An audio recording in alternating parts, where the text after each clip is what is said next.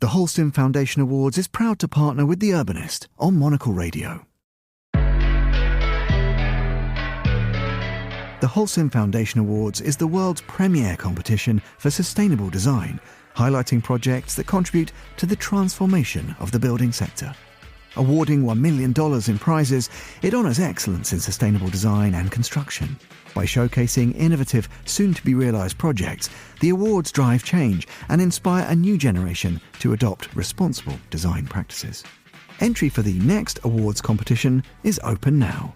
Find out more, get involved and submit your free entry. Go to holcimfoundation.org/awards. The Holcim Foundation Awards, proud partner of The Urbanist on Monocle Radio.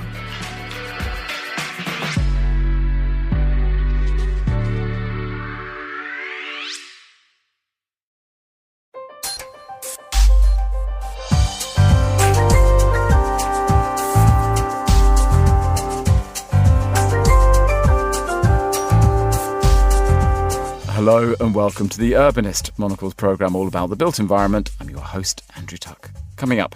The idea of the American dream, that anyone can make it big, that anyone can have a big home on a big piece of land, that is the marker of having made it, 2 cars in the driveway.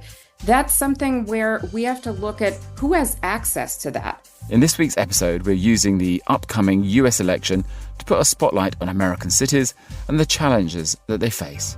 We'll discuss housing struggles, how to get around, the changing world of work and the resulting state of downtown cores, and how apps are altering our urban fabric. No matter which candidate voters select on November 5th, they will hope their choice is able to address some of these prevailing issues and bring about meaningful change for urban areas. That's all coming up over the next 30 minutes here on The Urbanist with me, Andrew Tuck.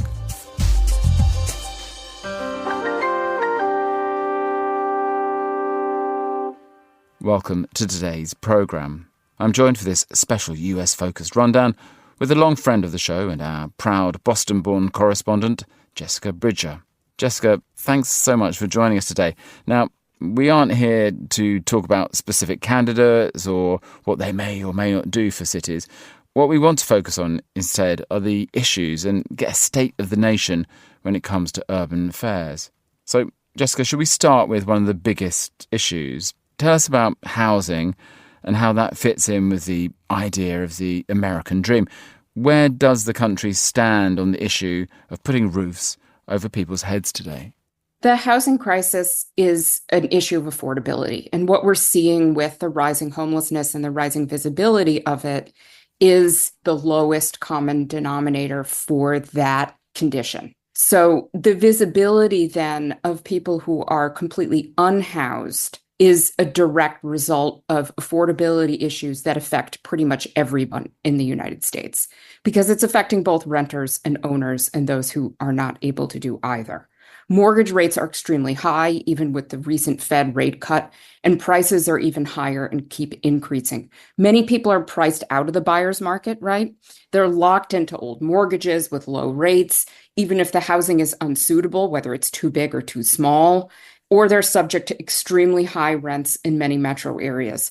So the causes to this are complex, but it really comes down to an issue of supply. There's just not enough housing stock, and not enough is being built. So there's not enough in the pipeline.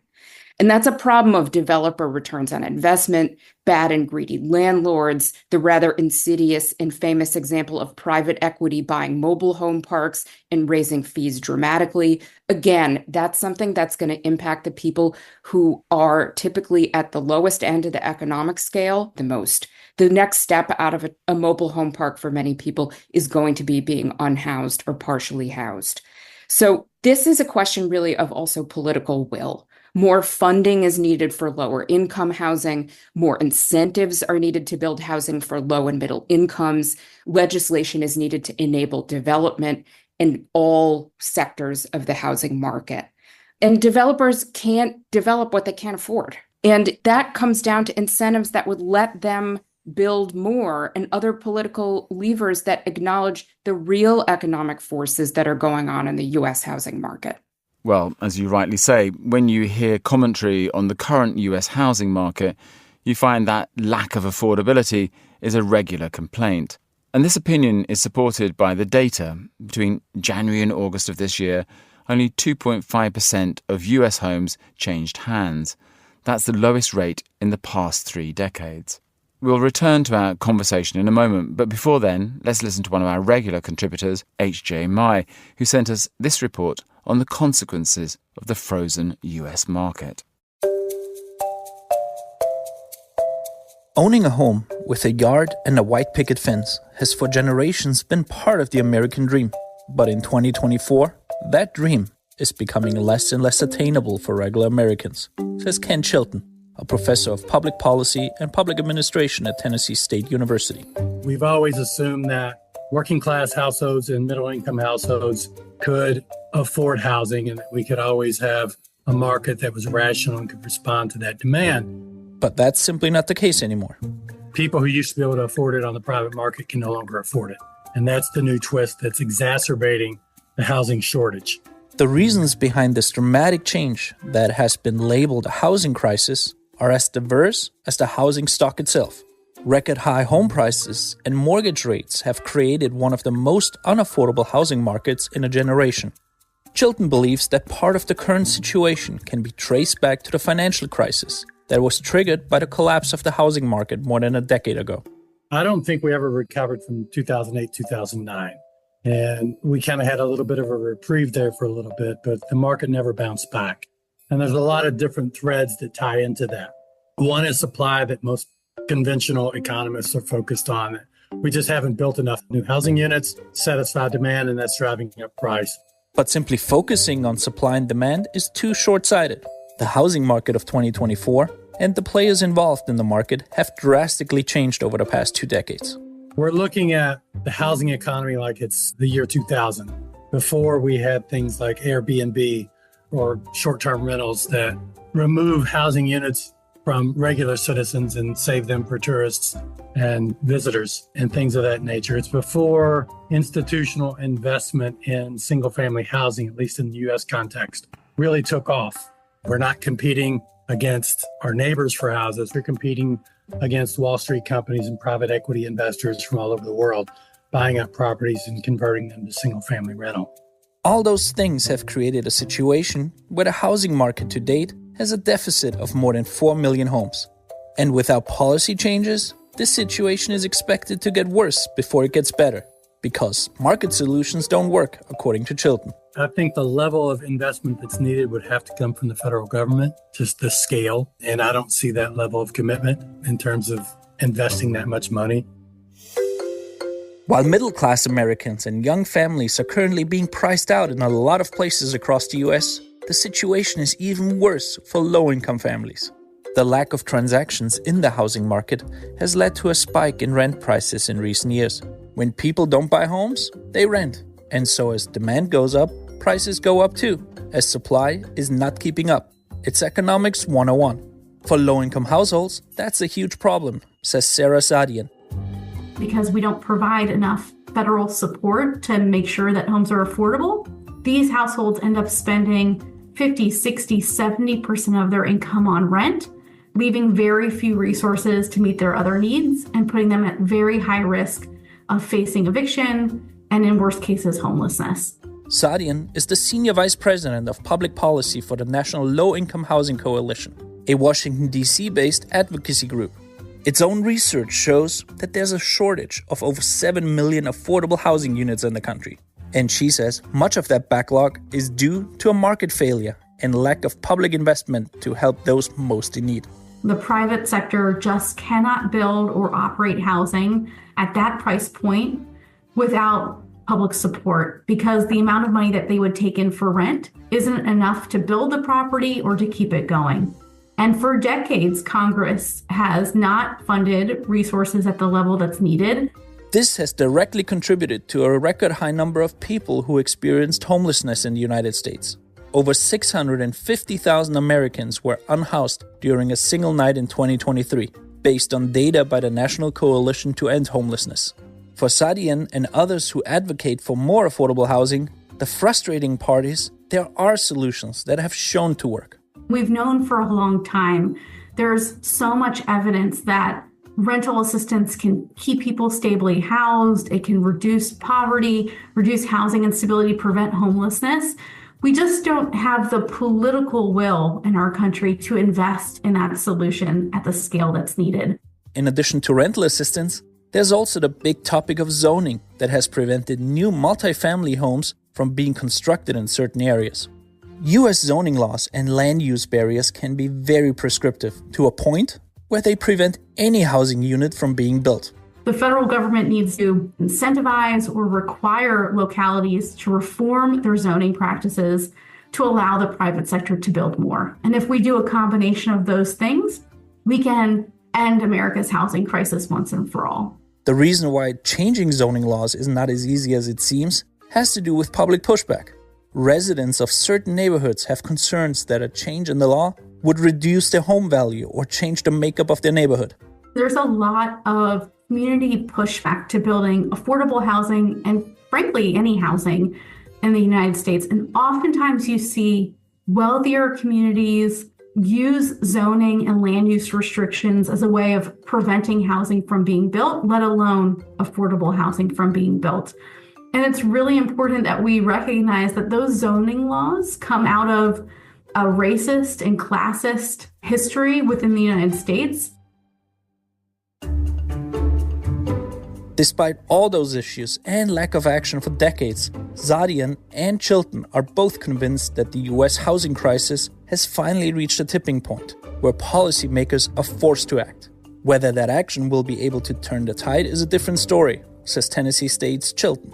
I do think that we're coming to a point in the short term where federal and state legislators are going to have to deal with this issue in ways beyond rhetoric. The substance behind it, I'm not sure. The current housing crisis affects people regardless of their party affiliation. Both Democrats and Republicans are struggling. Because of this bipartisan nature, there's hope for real action on the issue, no matter who wins next month's election. But whatever action is taken, it will take time. My thanks there to H.J. Mai for that report. Now, Jessica, moving on to one of the other major issues in the country, let's explore the world of transport and the use of the car. What's your feeling about the direction of travel, as it were, for the US when it comes to transportation? It's a very complicated and almost intractable problem in the United States, right? Only 1.2% of the landmass of the 35 largest metro US areas are walkable. And that tells you a lot about the way that the built environment, which is very difficult to bring back from the sprawl condition, is organized.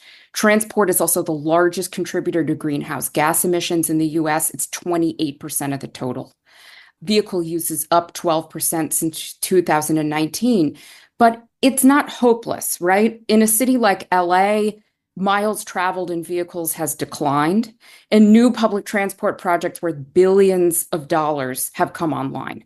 A lot of light rail, which some people in the US don't like, subways seem to be the gold standard. But as we know from many countries globally, light rail works super well. And cities like LA, which is famously car dependent, being able to make fundamental change is a profound thing. However, a lot of it's really cultural. The bias toward having a car in the US, the stigma against using public transport, that it's for poor people, is really hard to move. And that's where I think social change in legislation, congestion pricing, taxes can all influence it. But changing that culture is hard, but it's not impossible. Well, I'm just going to give our man in LA, Chris Lord, a chance to respond there, because I think it's interesting what you bring up about that city, which is perhaps starting to see some change. I recently asked Chris to describe how he feels about the public and private transport situation in his city and what hope he has for its future. So let's have a listen. This train's final destination is North Hollywood Station. Please be prepared to reset your all invalidated tap card for its The transportation system in Los Angeles and the kind of attitudes towards it encapsulate, in a way, the fact that there are so many different LAs. And by that, what I mean is that there are vast swathes of the city who do use public transport every day, who rely on it, who take those buses. They are not empty. They are used by people, quite often people on lower incomes. But there is a prevailing view that the car culture that LA is famous for is not only alive and well and undented by the growth of public transport in recent years, but is a kind of fact of life there. It is changing, but I think there is still this fundamental idea that, as Martin Amis famously said, to do anything in LA, first you need to drive. The fundamental perception is that taking the bus or taking the metro is going to be unsafe. And I think that is untrue, frankly, because I have and do use the metro and have and do occasionally take buses. But I think that there is a prevailing view that the streets are for few people and the car is where the Angelino lives. When I first moved to Los Angeles, I relied completely on public transport. So I didn't have a car for the first 6 months there. I cycled, took the bus, used Uber, of course. So I really actually engaged with, on a public transport and growing cycle network, what LA wants to be more, because the city really does want to get people out of their cars and using public transport. So I saw firsthand what they're trying to achieve. And I would say the perception that it's unsafe isn't completely justified, but also can't be discounted either. Since I've been there, you have seen the LAPD start to see value in putting police onto metro cars, being conscious of people waiting at bus stations. There is that realization that the perception exists and that they need to tackle that directly. And I do genuinely think now you can get around that city safely using public transport. I think the other challenge, and this one is a little bit softer, but needs some smart thinking, is that LA, a great thing about it is it's abundant sunshine. But if you're waiting at a bus stop in the blazing heat of July, that is not pleasant and no one wants to do it. You know, the palm tree with a very long trunk doesn't really give you a great deal of shade. So there's not much in the way of street level shading from foliage and so on. Now, they have tried in the last couple of years to find innovative ways to quickly put a lot of affordable shade down for people and smarter bus stations. But they are expensive. And you've got to get the people on side, because a lot of people will say, when they look at, roads and transport, the amount of money that gets spent on it, they would say, well, why not repair and upgrade the wildly overused highways and streets that are full of potholes in the middle of the city? Why spend on bus stations that I've never used? That will be what you hear, and that, I think, is a pinch point for change. The one difference I've seen in my 3 years is that the city has built a lot of cycle lanes. They are unpopular with a lot of motorists, but they are popular with cyclists, and more people are getting on those bicycles. I think that there is a growing recognition that to make that city a bit more likeable and lovable in an urban sense, it's got to get away from the drive-in, drive-out mentality that dominates right now. I think the challenge now, and the city realizes that, is that more people want to see a safer city because it's become so dangerous on the roads as well. People don't want to drive because it's so busy and it's so dangerous. The final point I'll make on that is reality is going to bite, because the Olympics are in 2028. And that city, since it last held the Olympics in the 20th century, has changed and grown and sprawled even more, with even more cars on the road. They're going to have to make it, as Karen Bass, the mayor, has promised, a walkable Olympics or a public transport Olympics. They're going to have to get this right. Maybe that's going to be the legacy of this Olympics, because every Olympics in LA has had a legacy, whether that's infrastructure or big sports stadiums that are now icons of the city or whatever. I think the legacy of this is still up for grabs. The future is not yet written, but the legacy will be the public transport potential is engaged with and actually realised. Please stand clear. The doors are closing. My thanks there to Chris Lord. Jessica, coming back to you, do you share this optimism that the Olympics may have a real effect in that city?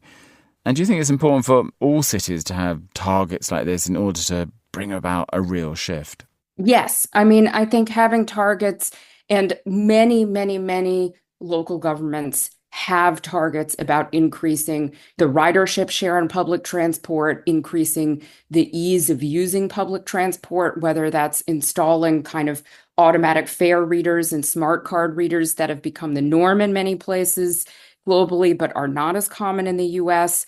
Those things are really important in setting up the jurisdictional legislative framework to encourage and support public transport is extremely important. And I want to come back to something that you mentioned when we were discussing housing, which is the idea of the American dream. The idea of the American dream that anyone can make it big, that anyone can have a big home on a big piece of land, that is the marker of having made it, 2 cars in the driveway. That's something where we have to look at who has access to that. Is the access to that American dream, is the possibility of fulfilling it actually a reality in the United States in the current economic and social environment? Who is included from it? Who is excluded?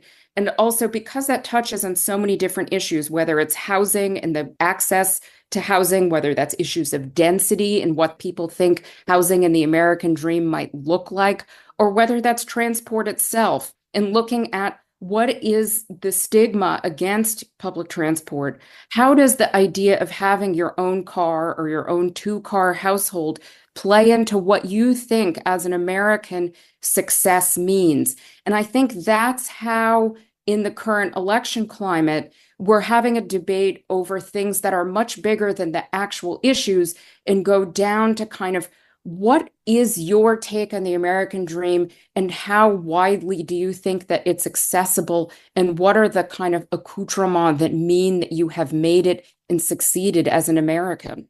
Well, that nicely brings us to another big question, maybe 2 topics actually that intersect a little bit. The world of industry, of job growth, but also the still in flux story of what's happening in city cores, in CBDs, what's happening to office use, because Americans, I think more than anybody else during the pandemic, they seized on this notion of working from home. So it has challenged many CBDs about how they reinvent themselves. But other cities are growing fast. I was looking before we came on air at somewhere like Austin, Houston, Dallas, still fast-growing metropolises and pulling into their cores lots of interesting people still. Again, it intersects with, I think, you're saying about generation of wealth and things too. But what is the function of the American city when it comes to the world of work and jobs?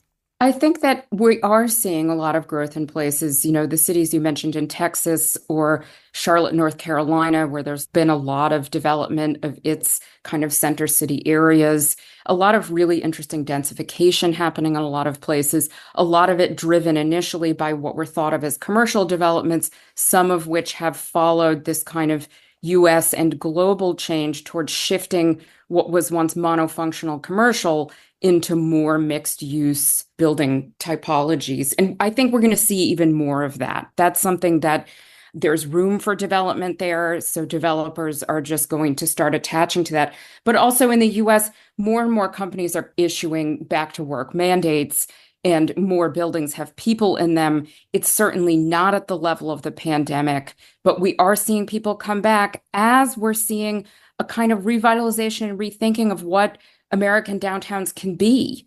And, more mixed use, more flexible, and then having, again, the transport to access that, different kinds of transport demands, different transport peaks, different groups of people in center city areas at different times. So we're actually at a very exciting time in terms of how employment and back to office and all these things influence many American cities, and looking at issues of densification and how that can be done in a diverse way. Also, many US cities have a spoke and hub network of dense commercial downtown areas and satellite office parks. As we know, few US cities are truly walkable. So it's kind of a spread out development. And this is something where we can look at diversifying use and typologies of former downtowns to leverage their walkability and maybe densify and expand it in places. And I think that there's a lot possible. So what I'm definitely hearing from industry and from academia is that there's a lot on the horizon that might give us much more dynamic, much more diverse city centers across the US.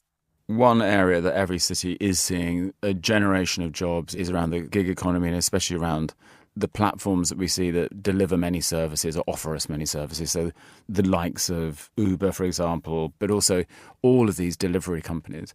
It's a topic that's getting a lot more interest from academics and from researchers because they're beginning to realize just how much these platforms shape both the economy and actually the look and feel of our cities as well. I know it's something you're interested in. What do you think, as we look at the future of US cities in the next kind of term for whoever becomes president, what do you think are the kinds of issues that we need to be thinking about? Does it need more legislation? Or again, is this just an adjustment to the new world of work with people at home needing to have their lunch delivered and not having their own car anymore? I think it's a bit of both, right? We understand why platform urbanism, as it's called by academics, the idea of giving blank urbanism a name and a way to talk about it is handy and useful, even if it excludes people who might not understand what platform urbanism is at first take. But we all love platform urbanism in some ways. It's nice to get your lunch delivered or dial up your grocery order on your way home from the airport. And I think it's something that we need to look at maybe more critically and understand the spatial dimension of it a little bit better. Because even map and wayfinding apps create new circulation patterns. What were once quiet side streets become algorithm-driven alternative routes. The grocery delivery staff and ride-sharing staff end up using urban space as kind of break rooms and depots in a way that we've never seen before. Package pickup, even new kinds of delivery vehicles, considerations about the so-called last mile of urban transport, e-commerce transport. All these things have profound spatial impacts. But what they also have are impacts on the externality. So the problem with a lot of these platforms is that they externalize a lot of the costs. They use infrastructure. They take up space in the urban environment without actually being part of a market and then being kind of reintegrated into either through taxing or other kinds of revenue generation to support the very infrastructure that they use and rely upon to deliver us all these extremely convenient services that I think many of us have come to love. And I think the impacts are really not well understood and they're disruptive. And the legislation is clearly behind where it needs to be in terms of their growth, operation, and impact. The interesting thing is that the US is often the testing ground for a lot of these platforms. And if the US can kind of generate ways to legislate and to really understand and quantify a lot of those externalities associated with the platforms and their impact on the urban environment, it might be a positive thing way beyond just the US and US cities. And finally, the big question faces every city, the environment, the targets being set, the COP talks, the need to deliver on policies that will limit climate change. US cities have been very good at leading the charge when central government has often stumbled, especially during the last Trump administration. But, as we've talked about, it's very difficult in big, chunky metropolises built for cars to deliver all the things that we need to see. Can American cities continue to lead the way? You see some mayors promising to hit COP targets. Do you think it's deliverable?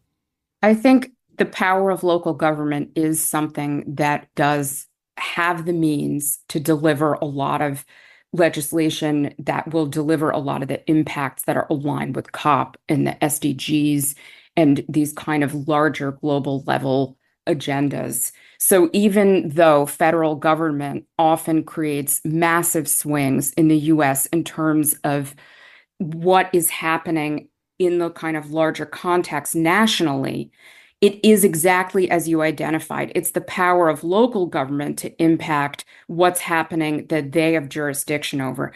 However, the federal government in the end has immense power and wields immense budgetary forces on what actually happens. Highways, energy, all these things are deeply tied into governmental movements. So I think that, we're seeing a lot of positive change over the last years, but the threat of things like Agenda 2025 and the, rhetoric there about anti-climate change, anti-green legislation is really something that I think at a national level threatens a lot of these global agendas, even if local government supports them. But we're seeing the growth of green infrastructure right now. We're seeing renewable energy growth. We're seeing a lot of new systems being built. And those aren't things that you can just rip out of the ground depending on which administration wants what, right? So some of the infrastructural changes that are happening are enduring enough and long-term enough that I think that there is a positive potential there. Also, I want to just say that, the impacts of climate change, regardless of what people's politically based opinion about it might be, are obvious. Hurricane Helene, which hit the United States, is the deadliest storm so far since Katrina.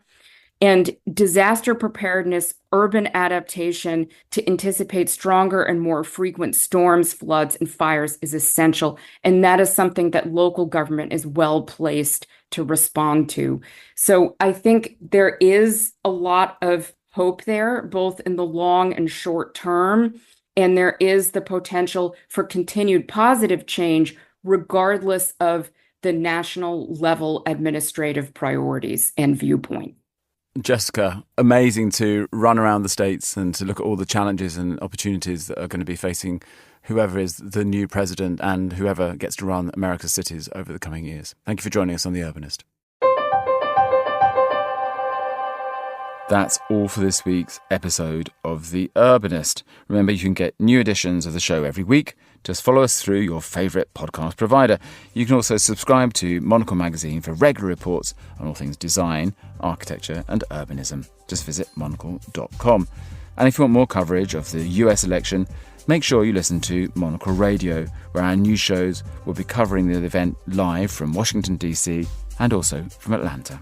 The Urbanist is produced by Carlotta Rebello and by David Stevens, who also edits this show. I'm Andrew Tuck. Goodbye, and thank you for listening, City Lovers.